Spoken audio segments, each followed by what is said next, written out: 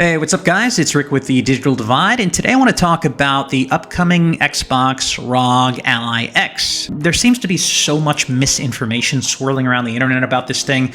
People think that it's a new Xbox console. It's their first Xbox designed handheld. It's not. It's just an ROG Ally that they slapped some handles onto and put an Xbox logo on, but it is not an Xbox. It is a handheld gaming PC.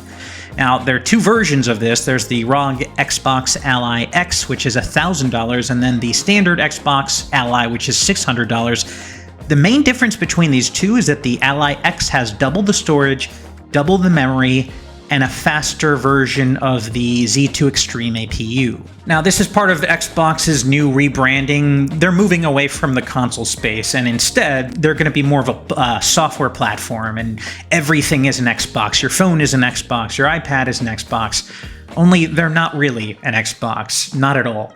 They are handheld gaming PCs that are able to access the Xbox Game Pass app. And there are so many of these out on the market, it's just becoming flooded with these devices. So what is an Xbox? What makes an Xbox an Xbox? Well, to me, it's earning Xbox achievements, it's getting Xbox Play Anywhere, it's getting the suite of Xbox features that you're accustomed to, but you're probably thinking, well, they're calling it Xbox, so what's the difference between this and this?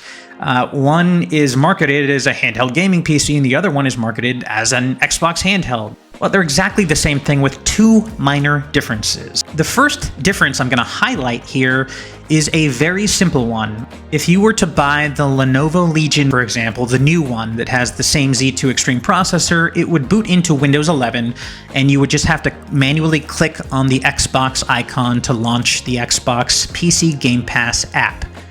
And that's it. That's the first difference.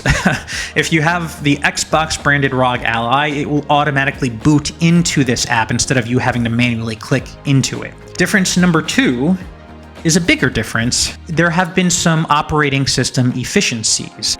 Specifically, the ROG Xbox Ally handhelds are running a stripped down version of Windows that is more performant.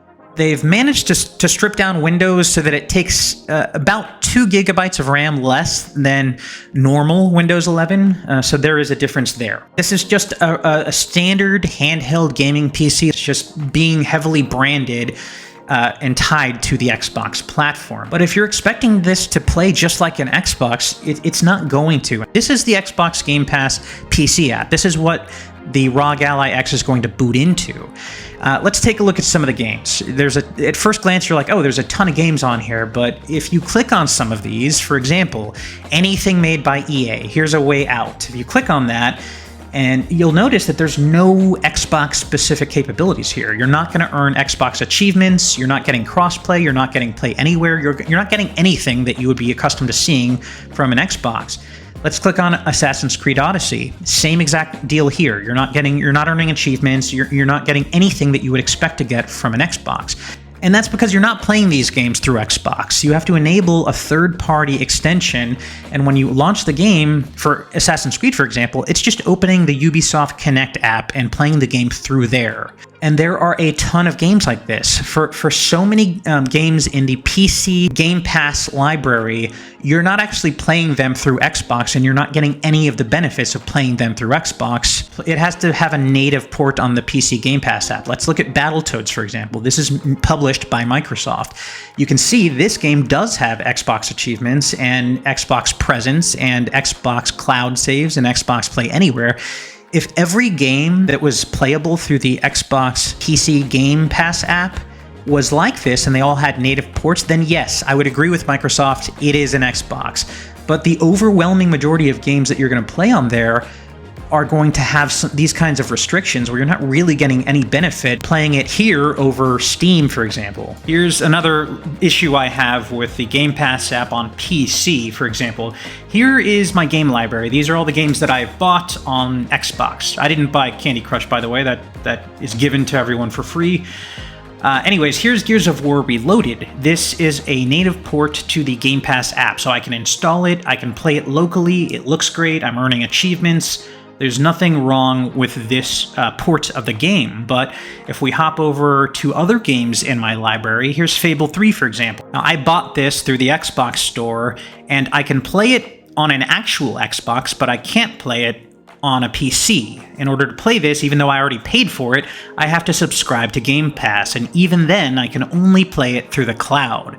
So what is the point of spending $1,000 on a brand new gaming device if half of my gaming library is going to be played through cloud streaming? It doesn't make a lot of sense. Lara Croft is another example. Anything from the 360 era, even non-360 stuff. So if we go to XCOM 2, for example, this is another game I bought on my Xbox Series X, and although I can see it in my library on the PC Game Pass app, I can't play it. I have to subscribe to Game Pass to play a game I already paid for, and even then, I can only play it through cloud streaming.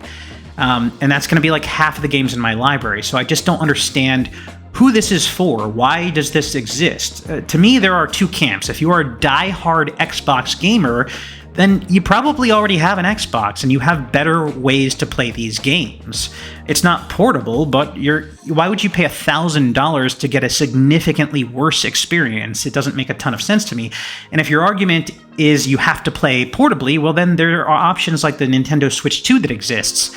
At $450, it's less than half the price of the Ally X and almost just as capable in real-world gaming. And Microsoft themselves have already said they're going to heavily support the Switch 2. They already announced that Indiana Jones and the Great Circle is coming to the Switch 2 along with many other Xbox games. And if you're a hardcore PC game, you have better options also. You can buy an actual gaming laptop for significantly less money. This one, for example, has a RTX 4050 in it for $696 that will run circles around the Ally X. So I just personally don't understand why anyone would buy this or who it's for specifically. Maybe there is a market for it and I'm completely wrong on this. Let me know in the comments if you actually pre-ordered this and plan to pick it up, and more specifically why, to help me get a better understanding. But as always, thank you for watching.